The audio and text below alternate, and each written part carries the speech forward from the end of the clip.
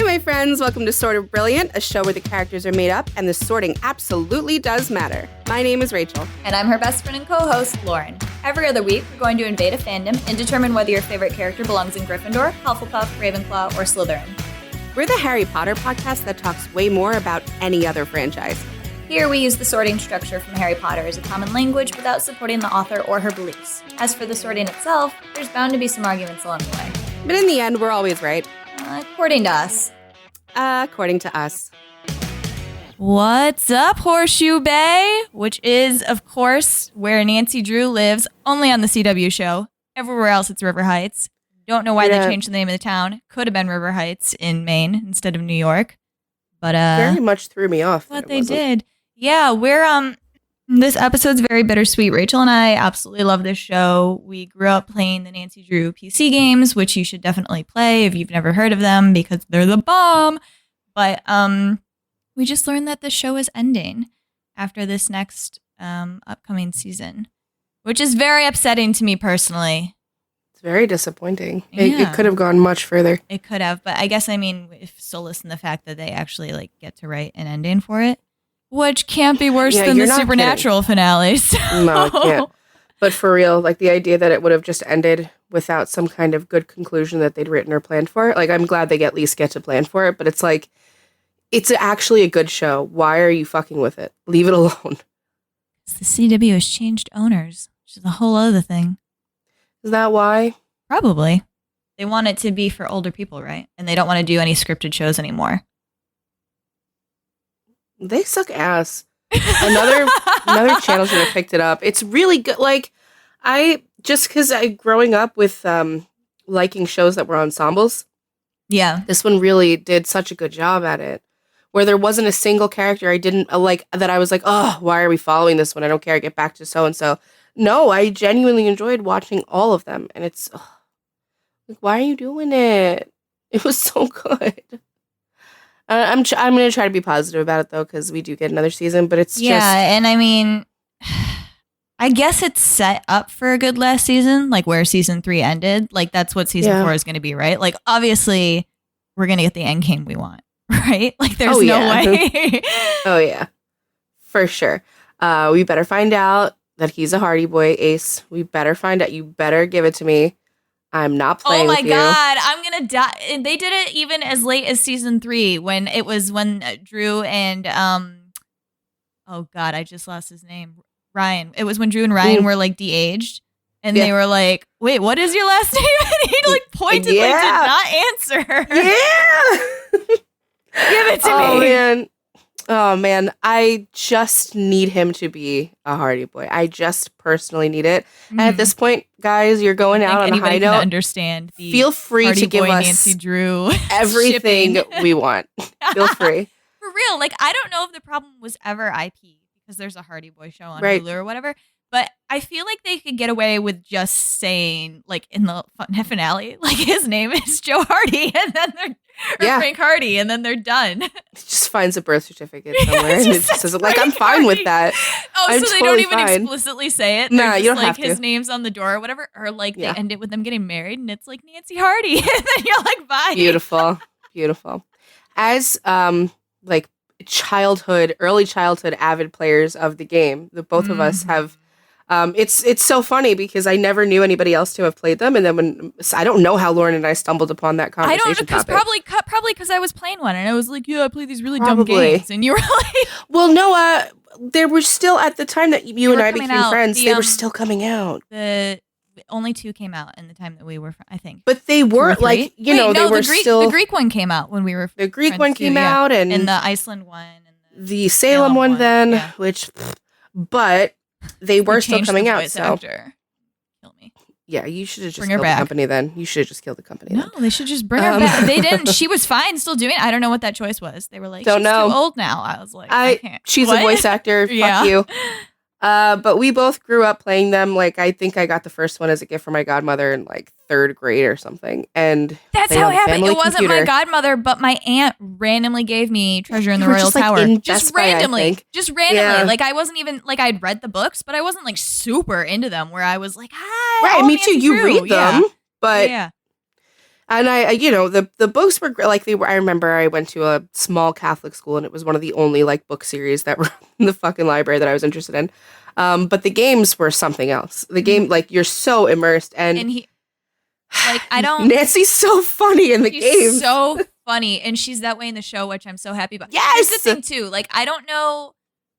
Like I was telling people, if you like Supernatural, you should have watched Nancy Drew because it's the same vibe. And so the show that they're doing has supernatural elements that are real. Like they're real supernatural things, which is a departure because the books didn't have that at all. And then the PC games have some supernatural games, but then you're like, it's not really a ghost. Yeah. It's something that is real life. Which is always disappointing. Right. Well, there are some hints of it that it's like, there still could be something out there, but so it's like a huge departure. So I know people were worried about when that show came out. And I was also kind of skeptical of it because I was like, that's different than what Nancy Drew is.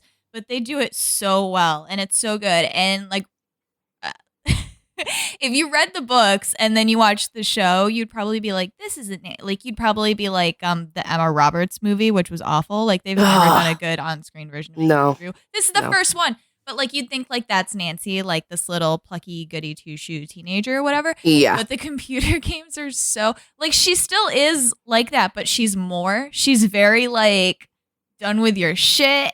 Very. Like and just so matter of fact and like over it. And they translate that onto the show. I want to know if the writers played any of the computer games, to be honest. Oh man, I'd love to know that. Because it feels like that's where that characterization came from. It can't have come from the book. No, because it's not. She's not like that in the book.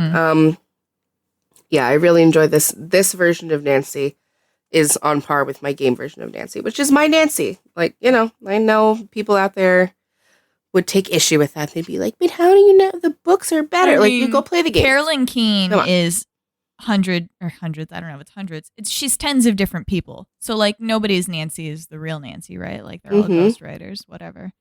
But if that's the version that's stuck in your head like it was for us, to then see this version of Nancy on screen was so fantastic, especially because we are not like lovers of the Ned Nancy dynamic, because the game really makes it hard. No, I don't know really if they're hard. doing it on purpose. It's realistic.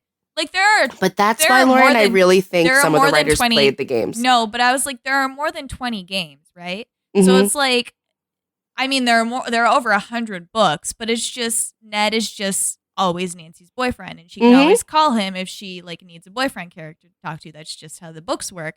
So like to try to do that with the games, which unlike the books are like a continuous story, and it's like Ned is Nancy's long-term boyfriend and she's going off and doing all these things and you have to keep in contact with Ned. And it's like after a while you're like, Nancy, what? Why, girl? Like, yeah, and I think the writers at the games realized that pretty quickly, and they were like, what would a guy actually say? And they actually, I saw how would he feel? I saw the writers say too that like the show starts with Nancy Ned because that's what Nancy is. It's Nancy and Ned, and it only lasts like 3 or 4, I don't even know, like half the first season maybe. And I saw the writers say that they were like gauging audience, feelings about it. For sure. Yeah. And I saw somebody praising them because there are so many shows that are like, this is the source material. We have to stay with the source material. Like Ned is Nancy's boyfriend. So that's what we have to do. And that's what we're going to write. And the audience is just going to have to like get with it. Whereas like the Nancy Drew writers were like, audience isn't too into this. Let's pivot. Like, let's get rid of it. Yeah, no, because, Lauren can vouch for me. Lauren can absolutely vouch for me. From the first episode, I was like, who is that? Talking about Ace, and I want Nancy with him. I'm talking immediately. I was like, Lauren, this is what I want to happen. How much of that had to do with the fact that he has longer hair, and you were just like... It's not that. It's that I had Ned hatred in my heart from the games. Well, I know you do, and to be fair, Ned but Nickerson, Nick, they call him Nick, on the show because way better than Game Ned. He's amazing. I love Nick. I love him. So I had a Ned. How can I say Nedjudist? Ned prejudice. Yeah, I was Nedjudist. I really just the character, because listen, you have to understand, I'm coming from literally the 90s playing these games up until my 20s, and this guy pissed me off. And when she's with the Hardy Boys, it's so much better. And she's such a good vibe with them. And I'm just like, Ned, fuck off to wherever go somewhere else. Like, Frank is obviously in love with her, so I don't know. Yes, and she likes him. She clearly likes him. And so whenever the game gave you options to like call Frank or Ned, I'd only call Frank. I don't care what Ned has to say. So when the show started, I was like, I'm not going to like Ned. I don't care. When I first played the games, I would do everything because I wanted to hear like Of everything. course, So you I got would it, call, but like and see. fucking hated And calling Ned. sometimes it was so like the stuff that you get. It's possible for you to go through the games and not like if it's not part of the story. There's a lot of relationship drama that like doesn't come true. up because it's like side stuff. Yeah. So it happens, and you're like. Yeah, you got to go through all of it. Oh, it's so Yeah. fun. It's like a little soap opera every single game. Mhm. It's so great. But yeah, I already knew I was not going to be into Nancy and Ned, not based on anything. Before even seeing their performances, I was like, I don't want Nancy and Ned together. I don't like Ned. And then I saw Ace and I was like, okay, well, you're beautiful and I love you. So I think you're great. And then I saw his personality and I was like, this would be such a fun dynamic. So I'm so happy the show went with that instead of forcing themselves to stick with Nancy and Ned, because Nick is way better with George, clearly. Nancy's way better with Ace, and I can't wait for them to give it to us, finally. That's Excellent slow burn. Excellent. That's another good thing about this, I guess, like I wouldn't say it's a good thing necessarily, but another thing about the show only having one more season, that Bess Nick storyline at the end of season 3 when they broke up was so fucking stupid, and now this will force them to have to get back together much quicker. Well, a lot of their problems have to do with their houses. Out. Yes, So- it does, but that was so We will be- stupid. They didn't need to unengage themselves. No, they really didn't. But they have a lot of like really stereotypically their house problems, which is really funny. So I don't think we've said who we're sorting today. We're going to sort, obviously, Nancy, hello. We are going to sort Mr. Ned. We're going to sort Ace and Miss George. Ned from This Point On remembers Nick. Ned Nickerson. Do you call him Nick? Yeah, he's Nick on the show. I know, but I don't refer to him as such, like No? in my head. No, because I I met him as Ned, and I know they all call him Nick, but in my head it's Ned, you know? So you may have to remind me. Somewhat understand. Well, just as a it's pre-warning for the rest of this episode. Could be Ned or Nick. We're talking about the same person there. The problem is we talked a lot about Nick Miller recently. So that Nick's going to be jumbled in my head too. But I'm really happy that I ended up liking Ned. A little bad that we aren't doing Bess because she's the only other one from the main group. Right, but we decided. We do want to do when the show finishes because even though that's not what our podcast is about, we're going to talk to you all about the finale. So when the show finishes in like May or June, we'll come back and we'll sort Bess and Nancy's two gay dads. Oh, They're gonna be gay better together. make them gay. I'm gonna be so Yeah, they should. mad. Like, why not? The show's over. I don't know why not. There's no reason not to. Uh-huh. Carson has no luck with women. Ryan's been a little Draco Malfoy bitch forever. Just let them be together. They love their daughter. Just let them be together. I love it. I absolutely ship that. Like Lauren and I watched all of it together, and we're just screaming the whole time about these 3 fucking ships. Even though I don't know if anyone else ships the dads. I think they do online. Oh yeah. I looked it up. I looked for people talking about it. Oh, good. Yeah. See, I'm not pulling this out of nowhere. So we will have a like Bess and Nancy's gay dads episode. So it'll be like a really LGBTQ wonderful episode. Bess is a lesbian. She sure is. And British? Yeah, she's British. Yeah. Which was a weird shift for me. Was it? Yeah. It was funny when she stopped speaking in her American accent because I was like, this British accent's super fake. And then that's what I'm talking about. And the actress is actually British. I know. It got me too. I was like, wow, okay. Like, you come on. And it's really her voice. But it grew on me. I think I was just being an asshole because I was so used to her one way. It's a compliment to her American accent, right? That we were like, come on now. Yep.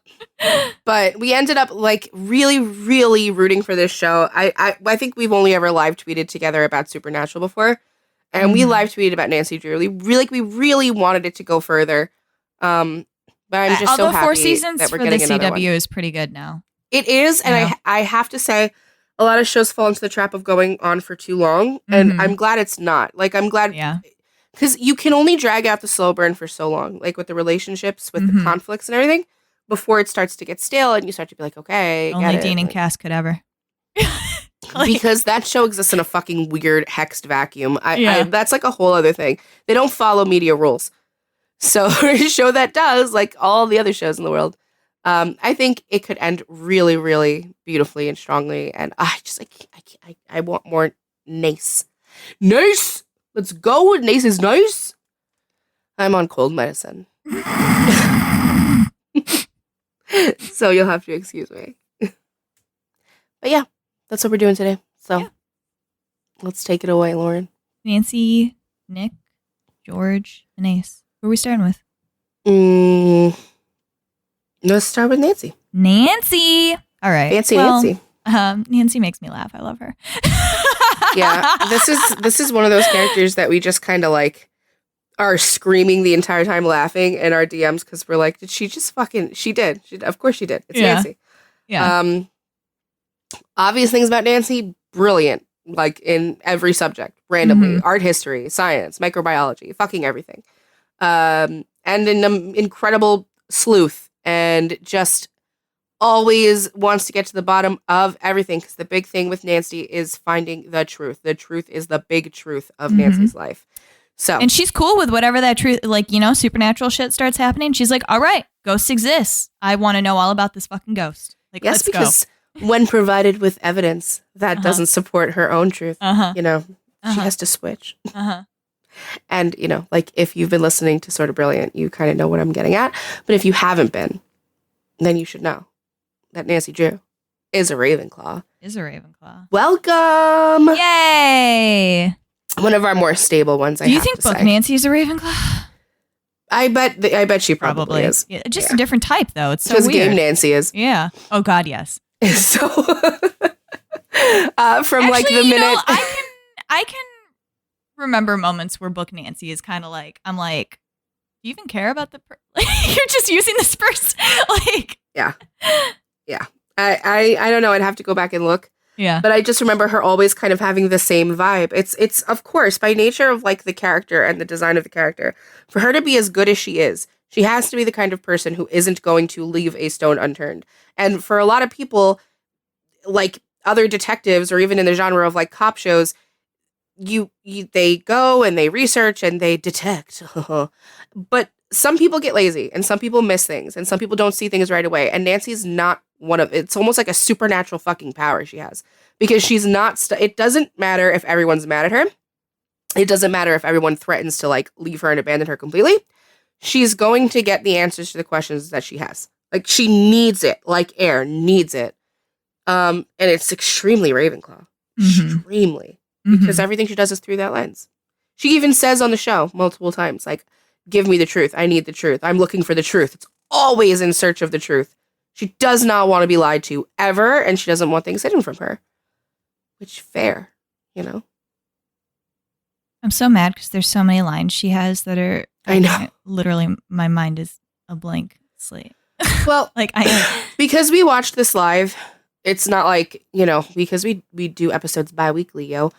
You can't go back and rewatch every single season of every single show that we talk about. But we've talked about this one so much in between seasons and on hiatuses and during, and like it. I feel like we know them because Nancy in particular is our, like, I think she's our favorite one to talk about. I really like personally in our own private conversations because it's not even a matter of like plot points or big important conversations. It's just what she does, like when she's driving, how she looks, or how you'll see something in her face shift and a look she gives another character, or something I always noticed about her and Ace. She looks at Ace like she's studying him 100% of the time. She lets him talk and just listens a lot, and she stares at him. And by nature of Ace's personality, he's not always catching on to that or finding it weird at all, because Ace is also kind of a weird guy. But Nancy will be like this close to his face, like my hand is on my cheek. I know you can't see me. She'll be close, and she's just analyzing his facial expressions, the way his eyebrows are moving. She's just watching, and she does this with everyone. And I really do think it's because she has severe trust issues, which, like, yeah, her whole life had been a lie, right? Like, she wasn't told the truth of her parentage or anything. And so she's distrusting by nature. And I think she's gotten used to literally studying people, which is extremely Ravenclaw, by the way, to just see, like, are my feelings for you this or that? Or are you lying or are you not? Like, the gears never stop turning in this character's mind, which for a person like me is fucking exhausting. Like, I can't imagine. Calm down. Shut it down, girl. But she's constantly studying people like books. It's interesting.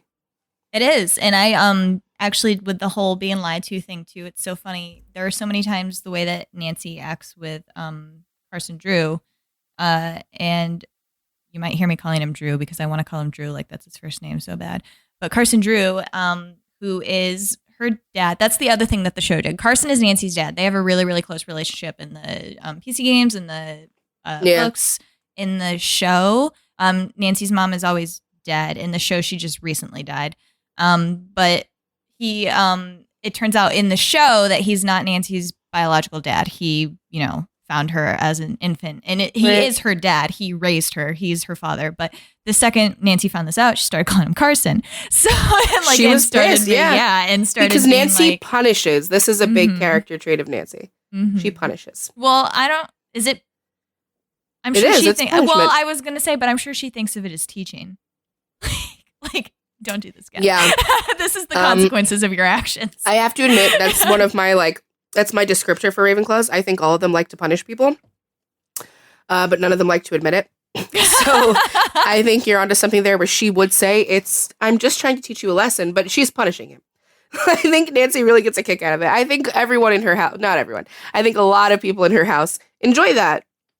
Like, you wronged me. So now there has to be. I don't know. To them, I think it's a very logical, natural conclusion to your actions, right? Like, this is what you did. Oh, so now this Lauren, is how I'm sure that's how they see it. This is how I treat you. I'm sure that's how they see it. To me, it's like you're just putting baby in a corner. And it's fucking hilarious. Like, she does it to her father. And he's like, okay, well, then you can have the house. You can have the house. And everything that I've worked for in my 1 year. I won't talk to you until you're ready.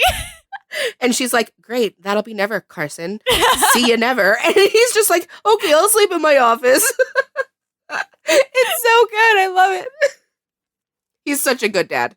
He's such a good dad. I love Carson. I do. Yeah, I don't know. I mean, she always reaches the logical conclusion. Like, she follows through to a logical, natural conclusion, which I think, like I said earlier, most obviously comes out when the natural conclusion is the supernatural. The show doesn't start with these people like believing in ghosts or whatever and like looking for ghosts. Like, ghost shit starts happening. And the first season is like, through this investigation, we realize that it is actually a ghost. And so like Nancy's investigating and finding clues that point to it being a ghost. And she's like, oh, okay, cool. It's a ghost. And like immediately factors that in to like what she's doing. Yeah, and that's like, not something all of us would be able to do. And and like, suddenly finds this like archive full of supernatural like shit. And she's like, oh yeah, cool. Tools to help stop a ghost. And like, magic exists. And she's like, oh yeah, we can do spells now to do the shit. And it's just that's fantastic. I'll be excellent at this. She's just learning things as she's going. She doesn't have to question what she learns because she learns it in a very methodical manner, right? Like, she doesn't wild how she doesn't just happen, like some dude doesn't just show up and go, I saw a ghost. It's Nancy, like, going into our attic and like, and like Lucy, that bitch, showing up in person. And Lucy, being like, that bitch. Lauren really hates Lucy. She was spooky. She sure was spooky. That's the other thing about Nancy too. That so Lucy is Nancy's biological mom, and she was the ghost of season 1. And a bitch. Yeah, she was a ghost. Yeah, she was scaring us for no goddamn reason. Like, Nancy figured out what she was telling us, girl. And she didn't have to be like that. But she didn't have to do it that way. But she was pissed though. She was pissed. But none of it was Nancy's fault. Yeah, Stop scaring your child. Like, I condone the scaring the shit out of Ryan that she did. None of Nancy had to do any of that. But wait, Nancy, you're gonna have to refresh my memory. Did Ryan deserve to be haunted, or was it his family? It was his family, right? It was his family, but Ryan did like he was he was like a shitty man. He wasn't. I mean, yes, but no, he wasn't shitty to her. To her, that's what I'm asking. I think she can't remember that. Wasn't she told that he was shitty to her though? That's why she might have been. Yeah. That might be where my wires got crusted. Yeah. Yes, his parents sent an email in his name, remember? And Yeah. said, yes. Yo, when they killed his mom? So she thought that he deserved to be had the shit scared Yeah. See, plot points are coming back to me now. Oh, man. So she's a Guys, Hudson. this is a fantastic show. You should watch It's so it. fucking But, good. No, but no. So, I forget my train of thought. Well, Lucy, you were saying Lucy didn't have to do all that. Well, but, yeah, but I don't Nancy remember was why I seeing saying her that. floating around and just like, yeah. this makes sense. Yeah. Oh, I peed a little, but that's fine. Oh, I get it. Right. Or like they're like, how do you be Lucy? And it's like, let's call up this sea demon. She just like, let's empty my blood into the ocean. Let's do it. Yeah. Oh man. What was the Horseshoe Bay has like a thing with the bucket. What's the bucket thing they do? Oh yeah, that's why George. So Horseshoe Bay is a weird fucking place. It really where is. like every other night is some supernatural witch demon like festival thing or whatever. And they had this one tradition where you put a bucket of water outside your door, Right. and after midnight you go out and spill it, and if it's clear, you're good, and if it's blood, then you're gonna die soon. Right. So like, what the fuck, Horseshoe Bay? When we first started watching, we were like, okay, so do they all know that there's like, are the ghosts real? Right. No, nobody knows, but everybody in the town does these things. Yeah, we just couldn't. It was so bizarre because it's a weirdo town. Yeah. But it's great for the purposes And I mean, of it the turns show. out the history of the town is like it was built by witches or whatever. Mhm. Yeah, but I'm so sorry that Riverdale will never get a crossover with them like With they do with Nancy Drew. fucking everything else. Because Jesus, oh my god, yeah. So Nancy she's an interesting Ravenclaw because she's obviously the main character of her show, but in life too, Nancy knows that she's the main character, and it's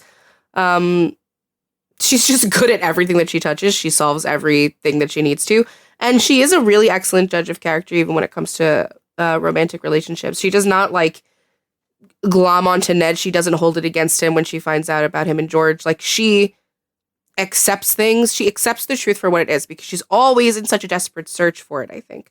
So when it appears to her, she's like, fine, accepted, completely accepted, which is really interesting. It's a really cool character quality. It's I so like that. funny too, because I think a lot of the time the way that we describe Ravenclaws is like unbending or not flexible, because that is usually the case. Like, it takes is. a lot to get them to drop their truth. But Has to be an Nancy is obvious so right. Nancy is so unique in the way that she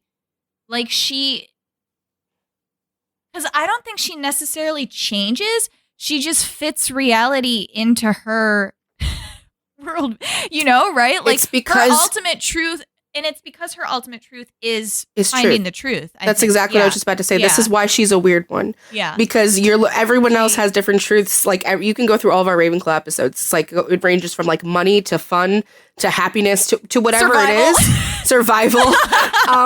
But we always call them a truth. So if your truth is the truth, then you're going to come off as very flexible because whatever the obvious truth is, you're going to bend to it. And she does every single time. She doesn't fight against any of it. She fights against like obvious injustice. But I think she's unique too, because I think when Ravenclaws change their truth, it's such a momentous thing that like their worldview changes. Yeah. Right? Nancy doesn't do that. She takes the outside world and makes it, confirm to what she is already doing. Like, she's like, you're gonna work for me.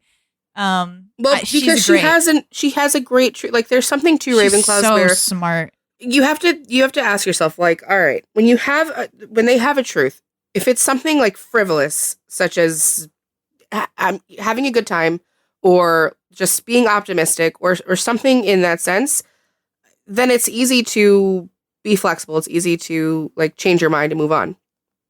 When you have a more rigid one, like a lot of the male Ravenclaws, we see this in like, God, I don't even remember all their fucking names.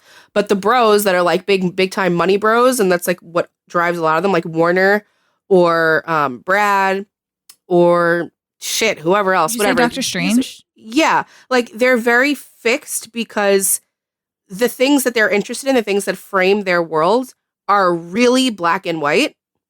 So they're not as shiftable. They're not as changeable. to things because it's very much like, well, this is the logical next step. This is obvious to me. If it is not obvious to you, then you are stupid. Like Nancy doesn't have that, which is wonderful. You know, an interesting thing to say is I think I'm pretty sure that I said, maybe I didn't. I don't know. I remember that I called another Ravenclaw just like 10, but I think Nancy is almost like closest to 10 in a very different way. But 10 like doesn't. 10 is almost like so powerful that he doesn't allow outside things to affect. Like he's just like, yeah, this other thing might be true, but we're still working with my playbook, which is what Nancy does, but she does it on a more human level. Yeah, I guess what I see in that is just like the leadership aspect of it. That they're both sort of like, well, it is my way or the highway, and I am going to allow you to pretend like you have some say here. But at the end of the day, we are going to do things my way, which is her. Like, you could say her friends, you know, are her family. She loves them dearly. She'd literally die for them. She would. But they are somewhat like companions to her. Mm-hmm. So she has a very, very like doctor-like quality about her in a general sense. Like, I don't know. I'm sure if I rewatch 10, there's traits that I would probably see that are similar, but I think it's the bossiness of it. I really do. Because she is by nature. Like, if you know the answer all the time, if you're the smartest person in the room all the fucking time, it's because I'm clever. Like, you're going to take that on. And other people find it condescending, and they do. Like, didn't George dislike her at first? Oh, yeah. So people find it annoying until they realize, like, she's not being a bitch about it. She just actually is always right. She actually is that good. There's an episode where they all have their memories wiped. And they have to keep redoing it. So, and it's so funny because they don't have their memories. And Nancy is so ridiculously like Ravenclaw about the way that she's trying to figure out like, why they don't have their memory. And there's some specific stuff she says too that like made me laugh so hard. But it's yeah, she just is who she is at her core. And I mean, of course, the season 3 finale was like nothing but a Ravenclaw manifesto. Oh yeah. Of her talking to herself at various stages in her life. The mark of a Ravenclaw, you can mark my fucking words, is if you see them fighting with themselves in physical form somehow at any point, you might have a Ravenclaw. Slytherins do that too, though. Sometimes, yeah.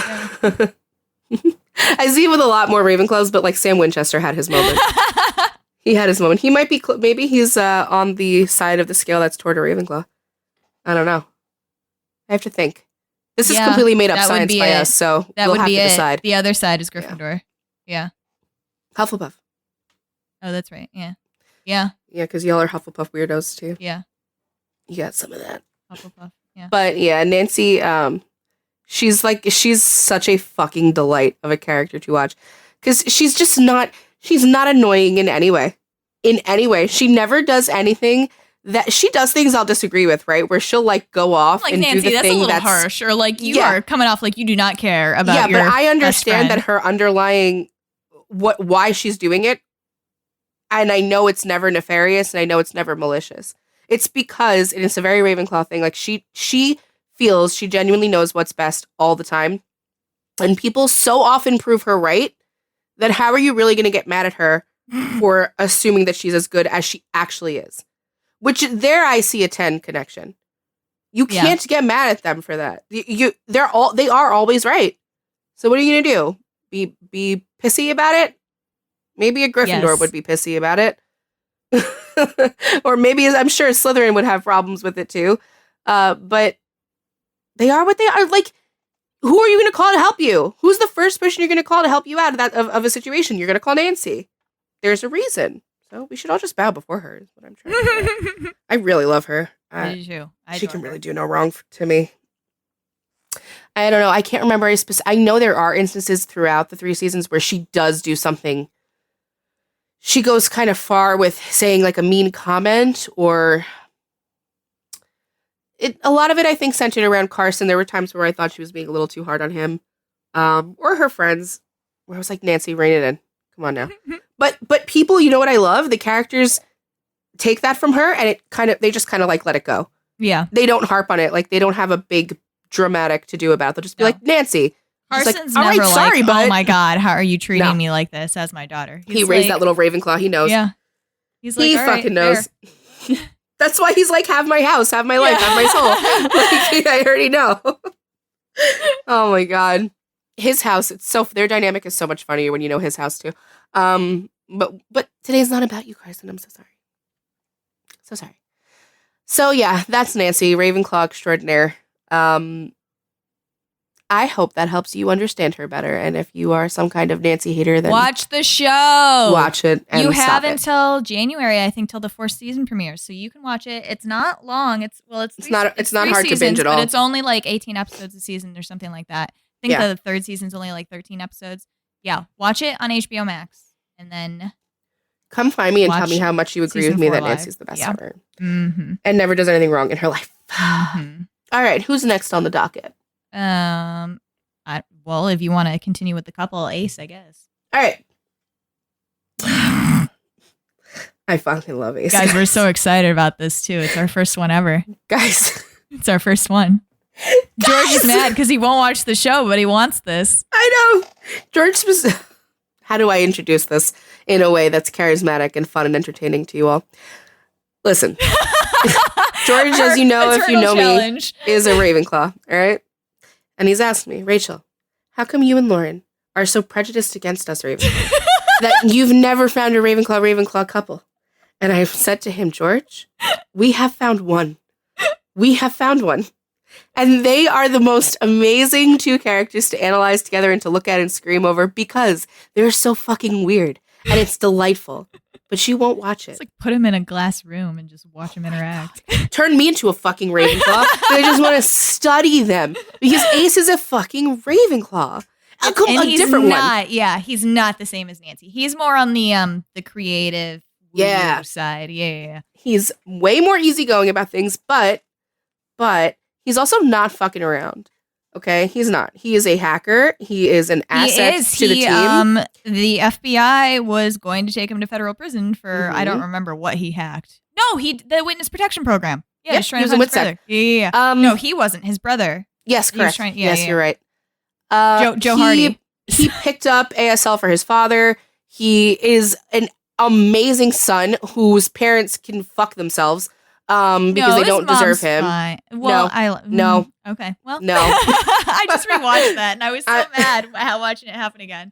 When I tell you, I think if like text messages could be heard, like I would have blown out Lauren's eardrum. I was like, these motherfuckers don't deserve him as a son. I was so upset because he's such at his core a good human. Because his truth, I think what Lauren and I settled on like months ago, last time we discussed this, was that he wants to be an asset to others and be helpful to others. So he's the first one to volunteer himself for anything. Yep.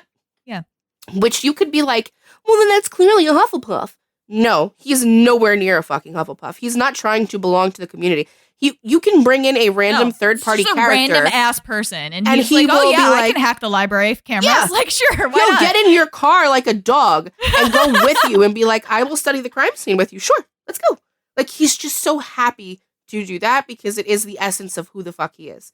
And that's why him and Nancy work so good because she's always looking for the truth of everything and she needs a helper. And he will always do that for her. She needs support. The alpha and the omega.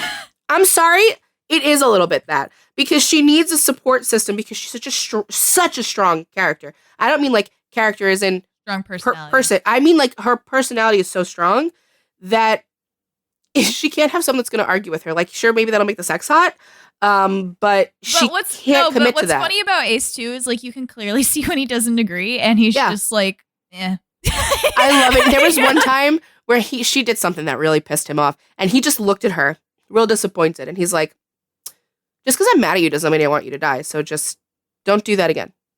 But I'm mad at you, and he just walked away. Like that's it. So she's getting her little slap on the hand. That was enough to hurt her, like make her feel bad because she doesn't want Ace to be disappointed in her. But he's not going to go balls to the wall fight with her like the way I think Ned would, because Ned's a very passionate person. So if he disagrees with something Nancy does, it will come to like verbal blows.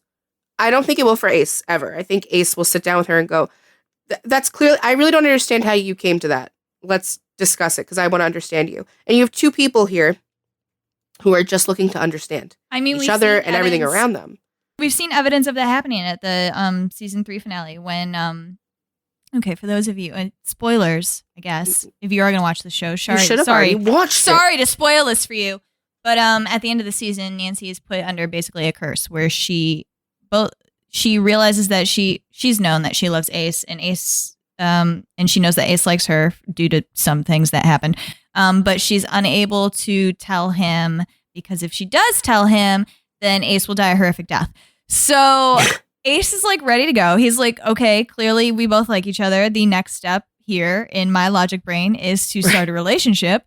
And Nancy can't tell him why she can't. So she has to be like, look into my eyes and realize that I don't like you.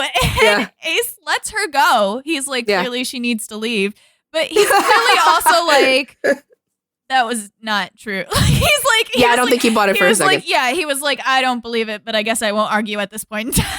He's like, I'll figure out what's going on there and get back to you. The amount of times I've sent the verbatim to Lauren, these weird fucking robots, I love them because that's exactly what they're like.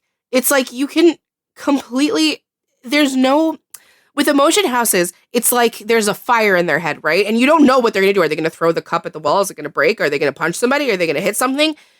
No. With these two, Ravenclaw, it's a discussion for understanding. So they're trying to figure out. He's not pushing her on it. He's like, okay, I understand. All right.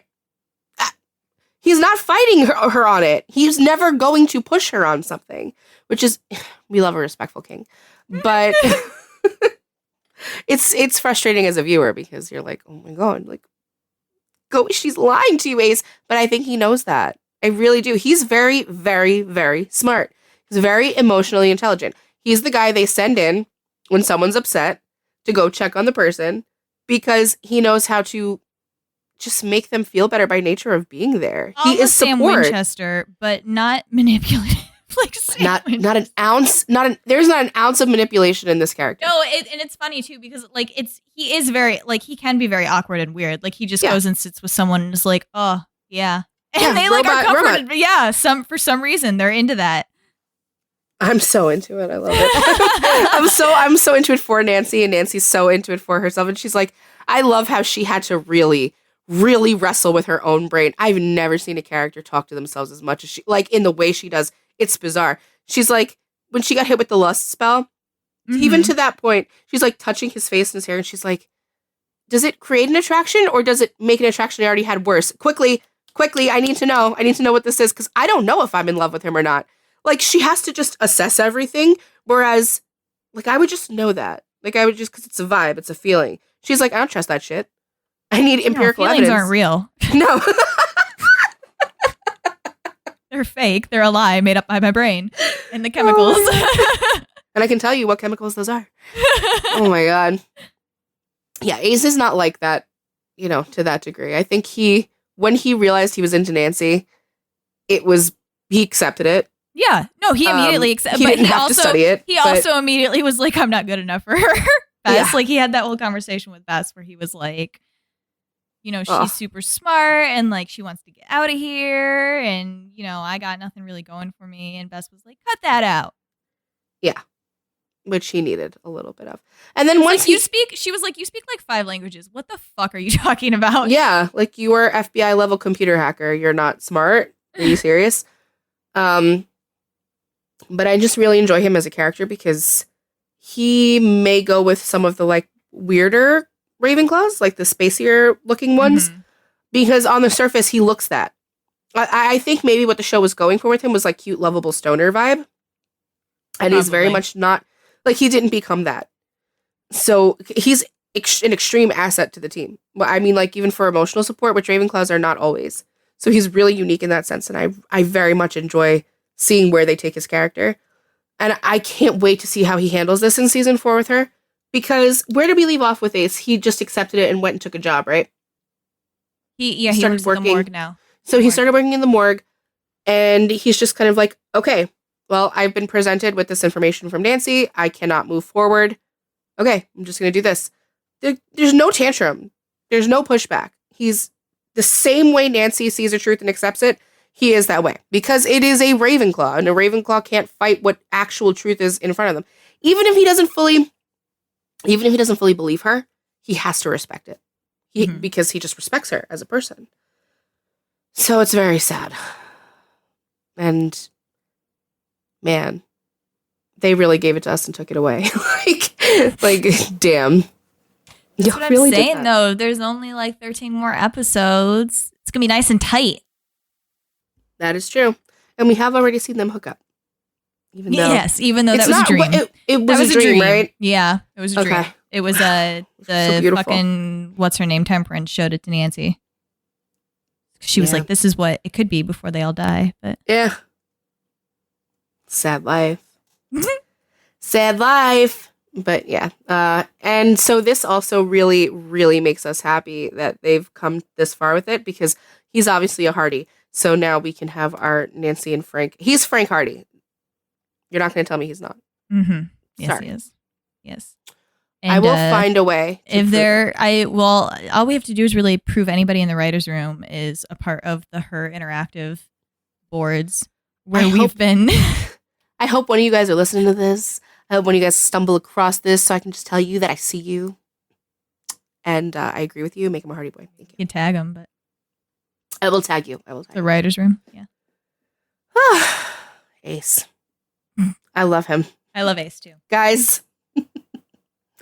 Watch this show. What the fuck are you doing? Watch this show. All right. We've got one ship down. Onto another. Onto a way more tumultuous ship. Cannon ship. Yeah. Well, Nace is canon, but is it really? I don't think it's tumultuous. Like, there's no reason for it. It's had a tumultuous ride. Yeah, well, there's no reason for it. They have no problems. Because of George and her fine. house. Uh-huh. So who are we doing first? Yeah, George. Let's go. So we can hear your defense of George because I know. I already know. All right. George on the surface, when I first started watching the show, totally thought she was a Gryffindor because I was like, oh man, she is hot-headed. Like, everything that she's thinking comes out of her mouth. It comes flying out of her mouth. She's like, it really was just the rage and anger. She had a lot of it in her. And then you look closer, and she's really obviously a Slytherin. Yay. So, Lauren loves that. Yeah. Go ahead. I like having a Slytherin. The defender from what? You haven't accused her of anything yet. She hasn't done anything wrong. She's the problem in the relationship. She's not the problem. She's the problem. And this is coming from someone who didn't like Ned Nickerson. No, she is the reason that they broke up. Like, obviously. I don't know. What do I say about George? George is not Bess's cousin. Like, she is canonically. They didn't make them cousins this time around. So, like Rachel said, George at the beginning did not like Nancy, which now makes sense that a Ravenclaw and a Slytherin would be like the Ravenclaw or the Slytherin would be first, like, like this is like fuck off. Like, she doesn't own the Claw anymore. She works at the Claw. Her family's owned it for years. She runs it. Nick owns it, but she's got eldest daughter syndrome. Yeah, she does. Her mom is an alcoholic, and also talks to ghosts. So she, so she's basically taking care of her 3 younger sisters. Yeah, she's been in charge of their well-being as well as her mom's picking her up from like the drunk tank or whatever. Yeah, she's had a very hard life. Yeah, and shielding them from the shitty men that her mom dates. I don't know. George has a lot of. Obviously from this stuff alone, she has a lot of problems trusting people. I don't know what to say because it's also obvious to me. Like, of course she's acting this way. Of course. I know, but we have to hear from one of you. She had an affair with Ryan, so she was like doing that thing where she was being destructive and dating older men for a bit and helping a man cheat on his wife, and she broke that off pretty quickly when she immediately felt guilt about it because she wasn't doing it. She wasn't being malicious.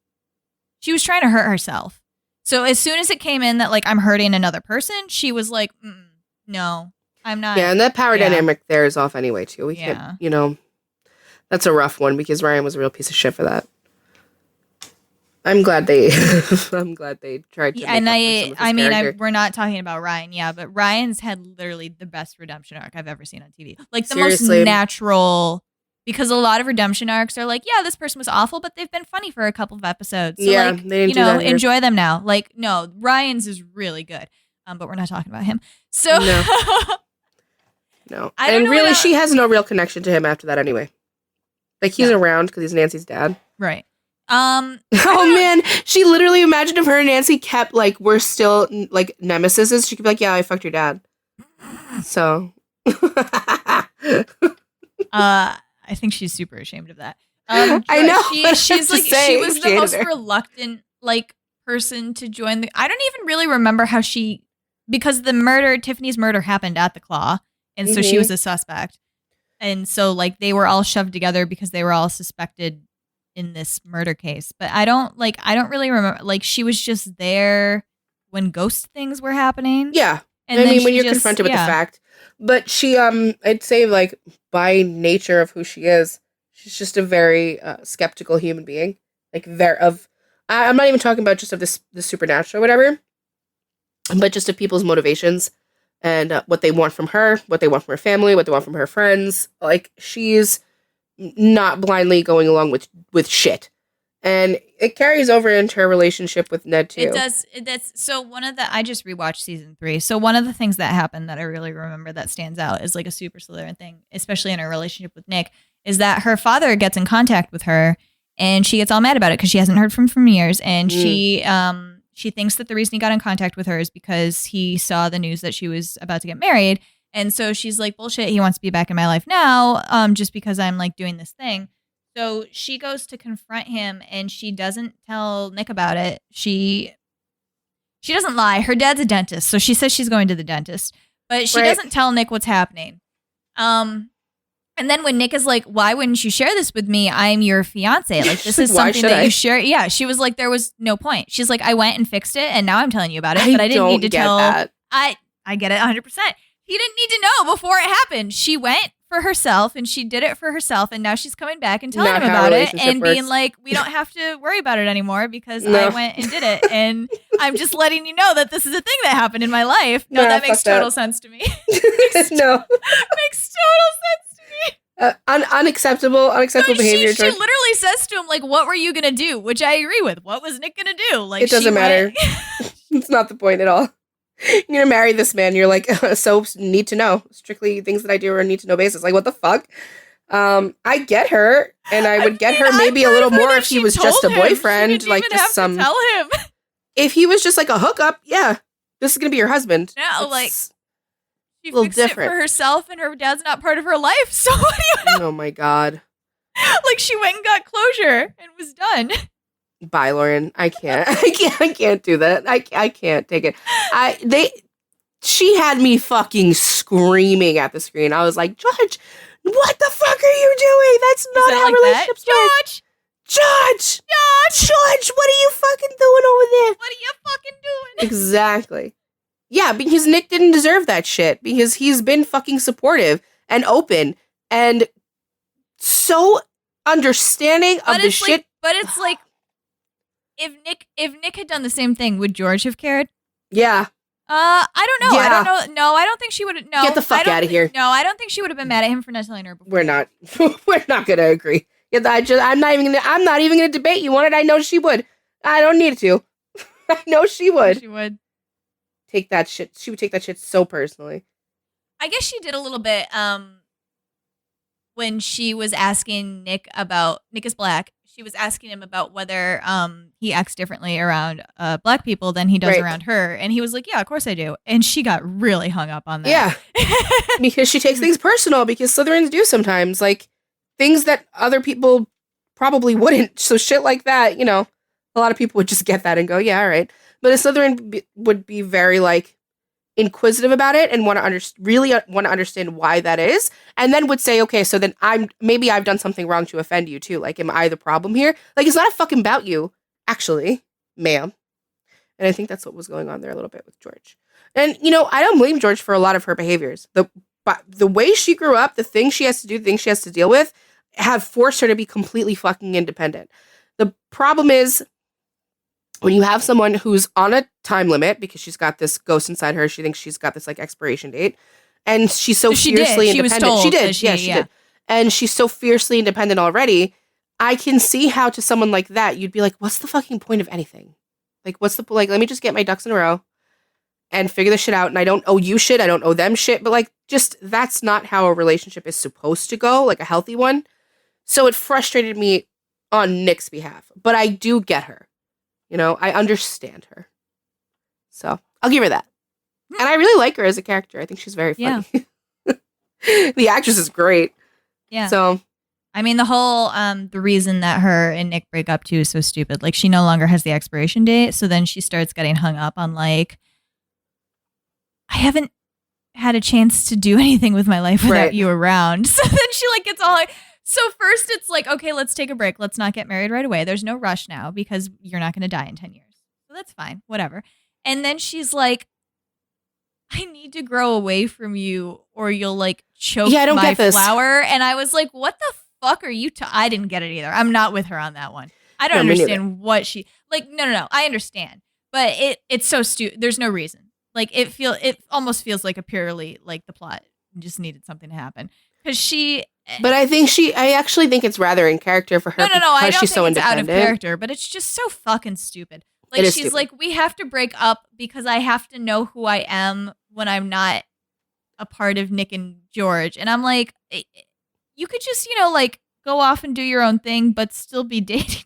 It's almost like the relief of getting the expiration date off her chest.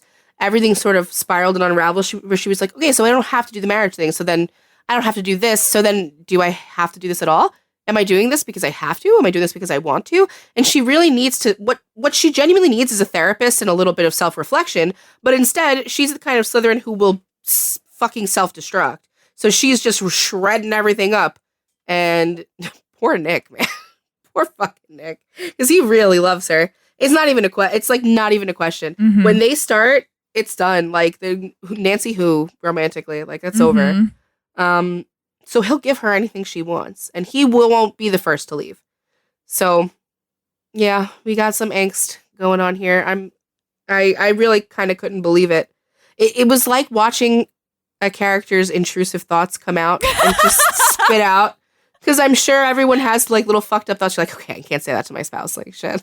But it came out, and I was like, girl, you can't take that back now. What did you do? Why did you do that?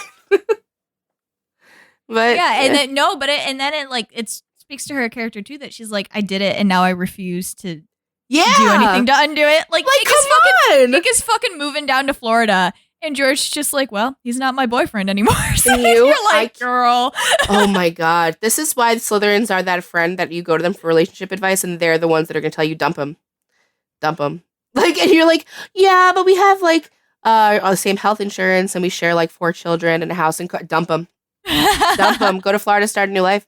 Like, and she's very that. She's very that. She's like, why are you fucking putting up with this? I don't even put up with the things that I enjoy.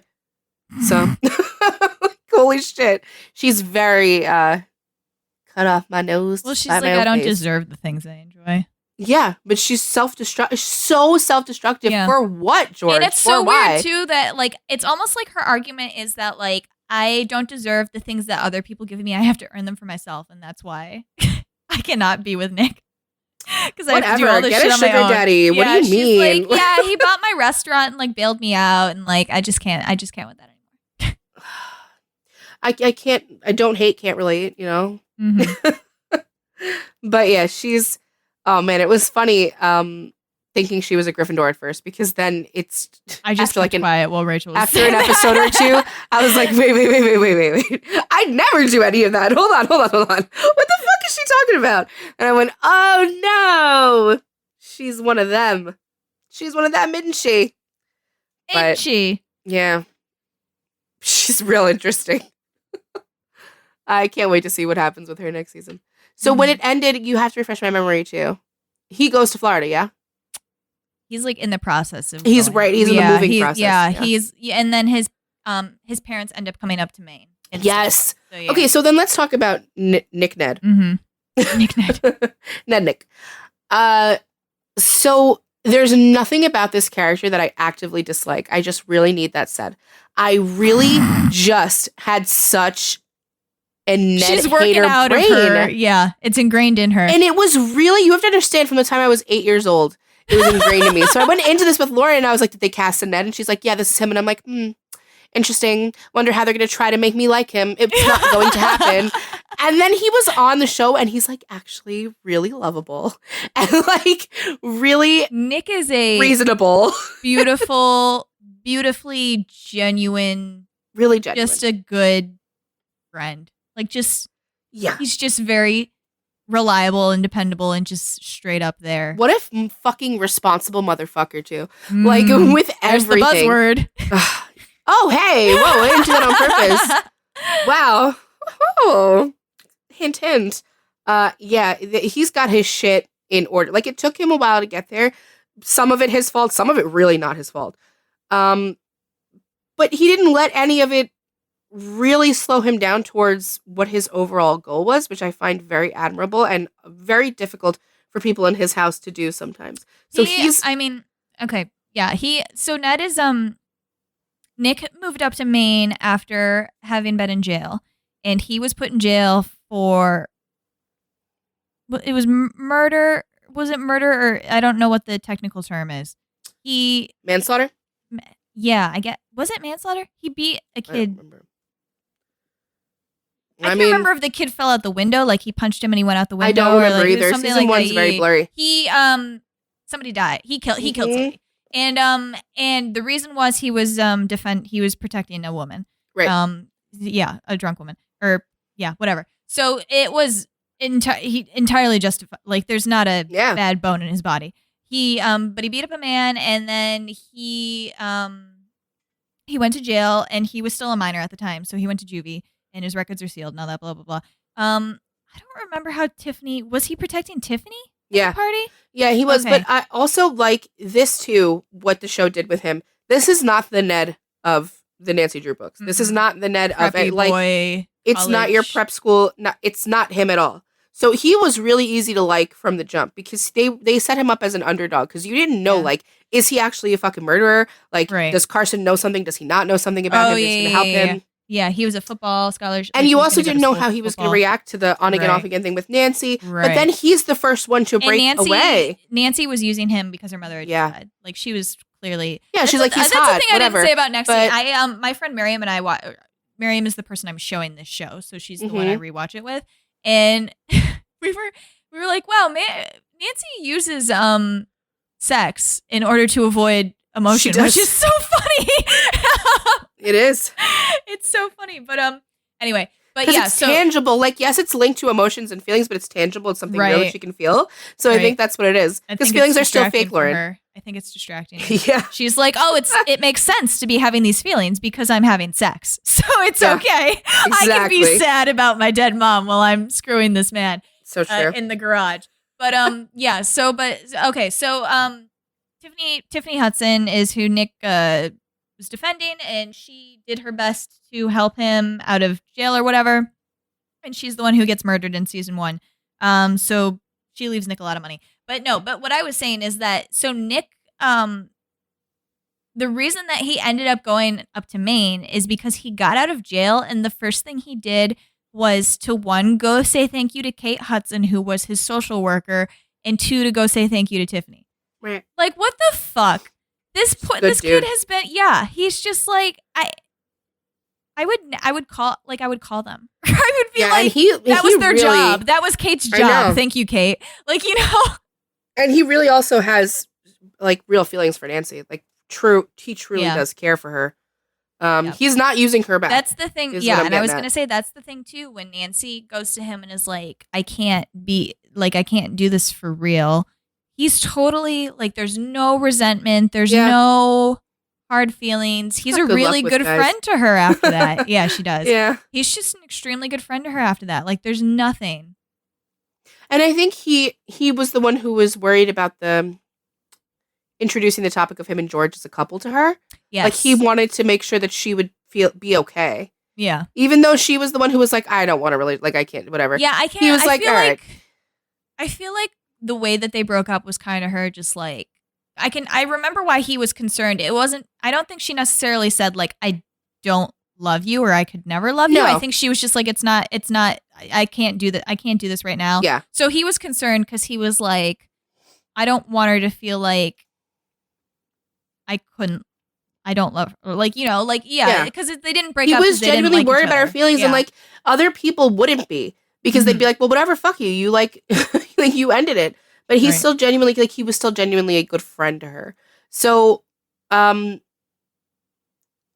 way it's so interesting, you see like the cards George got dealt and the cards Nick got dealt, and the way they both deal with them is so different.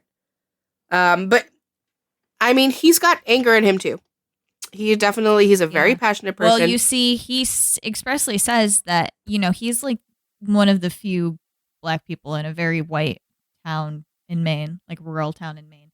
And I think at the one point when George is talking to him about it, he says like he can't afford to be like the angry guy. Yeah, that's true too. Yeah, like there's that whole thing that goes on with the guy who owns the coffee shop, who's being a huge fucking racist about having the children's center across the street or whatever. And I think everybody is like press, like beat, like like yell at him, beat him up, like beat press his a ass. lawsuit. Yeah, and he's like, I literally cannot do that. Yeah. Like I don't have that privilege. I think the self-control comes from the fact that it was made like prison was made a reality to Right. him already. Right. Because we haven't said he's a Gryffindor, but Did we not say? No, so he's a Gryffindor who's learned his fucking lesson, because the Gryffindor motto of like, if I die, I die. Ha, ha, ha, ha. It's like, yeah. It only takes you so far till you actually hit a consequence. And I want to say that And I then don't it's really like- think he deserved that lesson. Like I really No, don't. but what I'm saying is, it's tempered him. Like, it's calmed him down so that he can actually think logically, where he might not have before by nature of his house. Because we don't think. Like, he wanted to beat the fuck out of that guy. But he knew, I don't have the fucking privileges in life that would let me walk out of here safe if I do beat your fucking ass. So, and he knows that because he's learned that lesson. And I don't mean it in like, he learned your lesson. I mean like, he's learned an actual life lesson from that. That's only about him. That is an unfair life lesson. No, it is completely unfair. Yeah. But he knows it as a reality. So he's not going to be a dumb fucking Gryffindor that comes in there guns blazing like he wants to. Because you know what he wants. You know he wants to go in there and beat his ass. You know it. Ugh. But he never wants to beat Ace's ass. There's like no bad blood between him. Like, no bad blood between him and other like thing to bring up. I was just thinking too.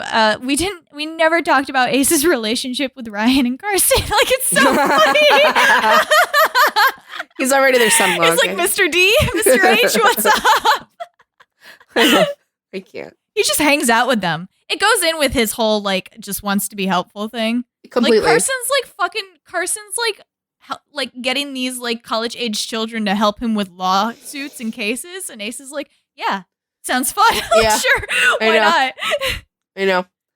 And I love how Carson treats Nick too. Like he Yes, knows yeah, that's he what I knows was thinking. Yeah. he knows he's a good person. Like he knows he deserves a fair shot. He knows he's not getting one. And that is something that most people recognize in Nick, which is great, which is why he has such a strong, solid support system. I think I feel like I remember because Nancy was definitely like, oh my god, maybe Nick is like a murderer, because she was trying to get into his nobody knew. files. Yeah, well, She needs to know. And Nick found out about that, didn't he? He was upset by that. Like he was like, Yeah. you know me. Oh yeah. Like that's But that's the thing though with Nancy, a question has appeared in her brain. So now Right. she just has to answer, and it's nothing like against No, she's not. no. Yeah, but I'm saying from Nick's point, like Yeah. that hurt him. That you And he can't look at it just- logically at all. Like he just was like, "What the fuck? You think I'm capable of that shit?" And No, she's like, but it's like "You're human." But it's the same All thing with humans are- George too. That George is like coming at this from like a logic standpoint, Yeah. based around her needs, and Nick is just like, you've hurt me. Like what the fuck? Yeah. You hurt my feelings this way. Yeah. I'm trying to think of a time that Nick got real mad so that I can prove my Gryffindor anger point. Because he doesn't always Dude, like he taper it doesn't- down. No, he does pretty much. He gets, and when he gets mad now, he gets like quiet mad. Like he gets seething. He doesn't blow up. Really. I know there's a time or two where I remember thinking there's that Gryffindor temper. It's come out. I think like maybe once. Yeah. It's not constant at all. It's not like a part of him that that he shows often. But he's capable of getting like he can match George's energy real quick if he needs to, is what I'll say. Like he doesn't just let her walk all over him either, because she would and could. But this is what I mean about them as a couple versus Ace and Nancy, where Ace and Nancy is just fully communicating. Like Nick and George will argue like what, like they will push and pull, and a lot of the times it's not his fault. I gotta tell you, it's not. There's a lot of times where he's just like, I just want her to talk to me. Like she just won't fucking talk to me, and I don't understand why she just won't talk to me. He's like, I don't get it. It's not hard. Yeah. It's really not hard. And George is like, it's literally the hardest thing in the world. It's the hardest thing in the world to open my mouth and tell you a feeling. I cannot possibly tell you. She's like, can't you just know them? Like, why do I have to go through this? Exactly. Like, and he's like, I want you to teach me them. And she's like, no, I shouldn't have to do that. You should just like know them and read my mind. Poor Nick. It's like, I'm being very obvious about them. And Nick's like, you're very like, much not. We're also, he's like, I guess you are, but if I don't have the confirmation that what I'm thinking is correct, like, what am I doing here? Man. And George is like, well, okay, guess incorrectly, and then I'll scream at you, and then next time you'll know. Like, yeah, really. Like, I don't want to do that. Yeah. He returns the energy back. Like if she pushed him to a certain point, I remember him being like, okay, well, I'm simply not dealing with this. Yeah, I like, do this remember him yelling. Yeah. That might be what I'm thinking about. Mm-hmm. Not him like blowing up in rage. No, he's not blowing. But just having enough. His voice is raised at him being like, what the fuck? Yeah. Well, he's human, all right? Like he's not this all perfect Gryffindor heart of a lion dude.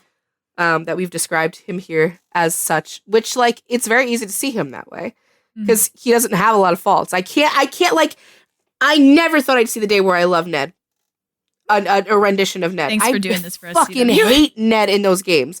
So it was really nice. It was really nice. I'm so excited. In the games though. He, the Ned in the games is still a Gryffindor. He's just he simps so much. It's just a ridiculous.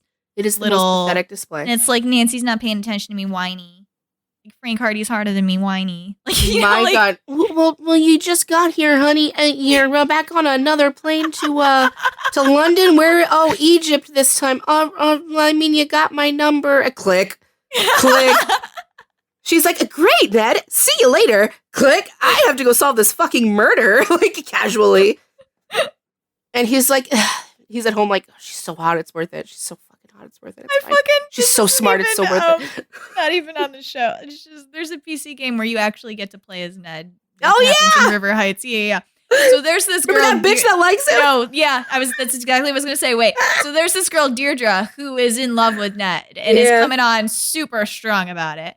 And the fucking funny thing about it is that he's like letting Nancy know, and Nancy's like, I literally don't care. You're not going to do anything, bitch. Like, she literally tells him, she's like, go flirt with this woman for the case. And Ned's like, okay, but she actually really and Nancy's like, yeah, so? Like, you're not going to do anything. Like, why are you even bringing this up right now? Like, you're going to do something, Ned, like, please. Why is this relevant information to me? Like, why? I'm sorry, that's so show Nancy. Like, if a girl really was into Ace, she'd be like, Ace, go flirt with her and figure out the information I need for this. She and did it. Did she do that with Ace? Amanda Bopsy, when she was working the hotel desk, she was like, Ace, go talk to her. I need to get into the hotel. Yeah, she did. Yo, she's such a funny Ravenclaw. Although, to be fair, at that time, she wasn't aware of her feelings, but she really liked him. I think she was aware. I just think she didn't understand. She wasn't. No, she. What season is this? 2? That was early season 2. No, she wasn't. She did not know. It was maybe mid-season. She did not know until that season 2 finale when her literal self told herself. Herself told herself. Fucking ridiculous. Come on. Like, she's so ridiculous. I love her. That's the thing about Nancy, too. Like, she has this, like, fucking, psychosis episode where her own self tells herself, hey, you're fucking in love with Ace. And she, like, wakes up after getting this, like, monster that's been on her back, slowly killing her for the entire season. She gets this monster off her back. Herself has told herself that she loves Ace. She's come to this whole understanding of her being, like, accepted her past trauma. And she's like, guess I have to go tell Ace I love him now. Like, no question. She just goes to his house. Interesting. I've woken up with a new piece of information. Okay, you've woken up with it? What? Ace, I need to share this with you. you were saying is Nancy. I thought Yeah. you were just announcing that you've woken No. up with a new. No, I'm not a Ravenclaw. No, she doesn't. She goes to his house and then he's not there. And she's like, where is he? And his mom's like, oh, he went on a romantic getaway with his girlfriend. And she was like, I can never tell this man I love him. Yeah, she's like, never. Great. Never. Understood. Oh my God. And then they're dating siblings of each other. Like, she's dating the brother. He's dating the sister. Oh, man. This show did slow burn so fucking good. Let me tell you, so fucking good. So good. It's such a good show, guys. I want it back now. I don't know that I expected that much out of it. Like, I love Nancy Drew, so I was going to watch it, but I was just going to be like, fucking CW, like if it was Riverdale or whatever, but. No, we were No, I psyched, genuinely but we didn't think like it would be it as a this show. great. Yeah. Genuinely like it as a show. It's diverse. Like, it's good. Well written. Mm-hmm. Really, really fucking genuinely. Excuse me. I have a cough drop in my mouth. And ice because I'm ill. But anyway, as I was saying, extremely well written. Every character is so themselves, so interesting to watch. You will not get bored when you go off following Bess. You will not get bored when we go off camera following George. The one question I will always have, though, is why they're not cousins. Like, why this show decided to do that. Because they made Bess part of the Hudson Marvin thing needed family. to- Remember the founding family? I know. Yeah. But I'm like, I missed that. But they're besties, so it's all right. They had to make Bess like this, like outside character. Yeah. Remember, like she rolled in her truck and she's True. a klepto and And she's a fucking klepto and private British woman. Yeah. Yeah. You see what I'm saying? It's so interesting, guys. There's so much I can't even begin to cover. Also, I painted my living room green because of the Historical Society and Nancy Drew. Like, it's the... You have to get the Hannah's- curtains, though. Huh? You have to get the curtains. They have to be green curtains, but I can't. Mhm. I'm not that classy yet. But I did that green because of that fucking show. It's so good. It's so visually beautiful. The characters are so good. The actors are so good in each role. I don't want it to end. I'm like really, really not happy about this shit at all. Try to be positive. Try to be positive. They're gonna take it home for us. Season They 4. are. It will not be another Veronica Mars, at the very least. You motherfuckers try it. You motherfuckers try it. Don't do that shit. Don't play with me like that. Don't do it. I will never watch Veronica Mars again. Never! You just not watch I don't wanna season talk 4 about again. it. Nope. I know how it ends. It's besmirched. They besmirched it. Besmirched. You say that like we don't. We're like, we're never going to watch Supernatural again, but we're just going to ignore that the finale exists. That's Do the same thing different. for Veronica Mars. That's different. different. How? Because, Lauren, Is Jensen because when you go to Ross-Ackles fixing heaven, it? you can be with your angel boyfriend. Well, That's why. maybe Logan's not actually dead. Shut up. Shut up. He's dead. I A don't lot want of to talk people about it on anymore. that show that I were don't pretend talk about dead. All right. Nancy Drew would never do this to us. I'm just telling you right now. If This you is kill her Ace, warning. I'm gonna never. I'm gonna be so mad at you. You're gonna get a strongly worded tweet from me, ma'am. I'll tell you that much. But I don't think they will. Like, I've not been disappointed by this show fucking once. I wanted that ship. I got that ship. I wanted this character over here. I got that character over there. And not in a fan service, cringy way at all. Mhm. In a completely well thought out, well crafted story. I cannot say enough good things about it. Please go watch it. Please do yourself a favor. Go watch it. If you've watched it, go watch it again.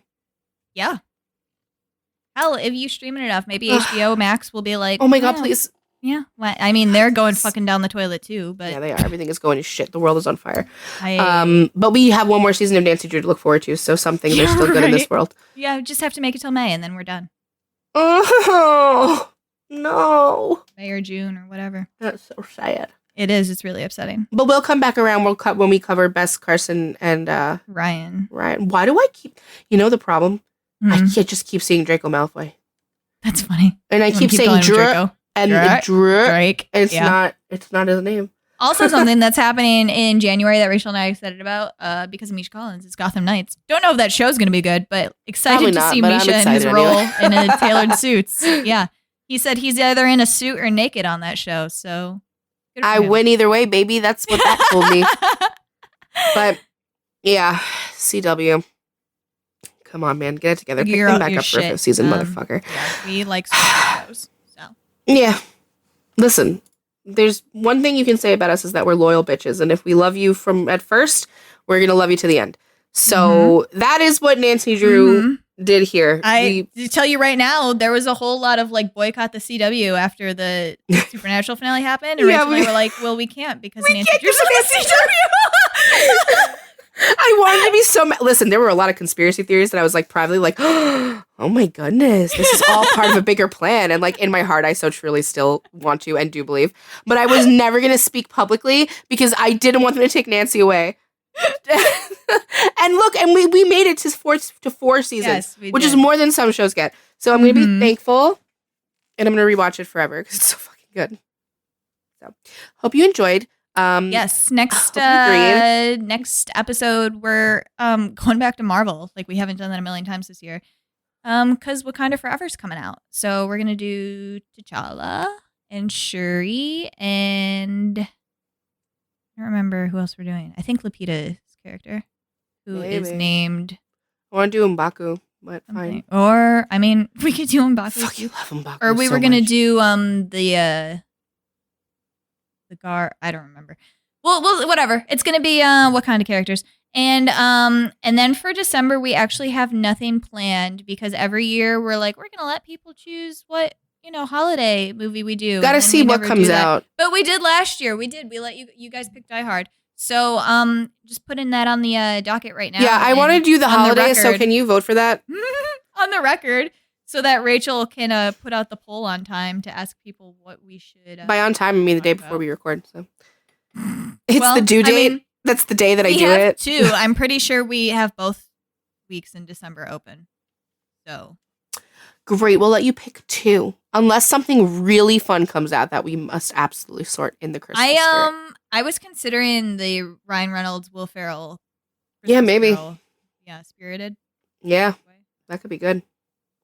All right, well, we'll let you know when we decide. I know you're waiting with bated fucking breath over there. I know. They're like hung up on our podcast. I'm like, oh my God, what are they going to cover? I'm going to let you go. I'm going to end your misery right here. Thanks for listening. Rate us 5 stars on Apple if you think we deserve 5 stars, which I know you do because you made it this far. You're listening to the end. Holy shit. Look at you. 5 stars for you. Return the 5 stars. So return that energy. I actually meant it completely sincerely. Oh, I apologize. Follow us, sob_pod, Twitter, Instagram, the only 2 sites that still fucking matter until they both explode into irrelevance. And then you can follow us on TikTok because eventually we'll probably meander over there too. So, I don't even have that account yet. Don't look for us on TikTok. Don't look for it. Don't look for it. It's not there. I can't work a camera. I don't know shit about shit. But I can tweet. So that is where you can find us. And until Musk ruins it all. I don't even think, I like you're not getting me off that website. I don't care. That's how I am feeling. But if it turns into like a neo-Nazi, we're getting into political talk now. Like I just if it turns into another QAnon, listen, like let's just hope we don't if go somebody there. appear, I hope not. But you know what? Also, prime time for somebody to just appear with like a Twitter dupe and just like let us all go there. Like do it quick so I can grab the handle Rachel. Just do it real quick. And Jensen Ackles. Yeah. Make some money. I mean, if it devolved into a fucking hellscape, I'm obviously, why would I use it? But if it looks in weeks from now the way it looks today or yesterday, because I haven't really been on there today, I don't know, has it descended into hell yet? But yesterday was still normal, so I mean, some stuff happened, but shit. Well, bad shit happens on Twitter every day, so we'll see if it, Also true. We'll see, mates. Either way, thanks for listening. We'll catch you on the next one. Bye! Bye. Thank you for listening to Sort of Brilliant. If our sorting choices inspired any rage or excitement, we'd love to hear from you. We're open to feedback, suggestions for characters to sort, and solid counter-arguments with citations. Never forget your citations. You can find us hanging out on Twitter and Instagram at SOB_pod or shoot us an email at sortofbrilliant@gmail.com. And since we're not above begging, please rate and subscribe to Sort of Brilliant on Apple Podcasts, Spotify, and wherever else you listen to podcasts. Please share our posts on social media. And if you're a Gryffindor, maybe you'll inspire sorting fights among your own friend group. The theme music is Hot Shot by Scott Holmes. Can't wait to sort with you again next time. Bye!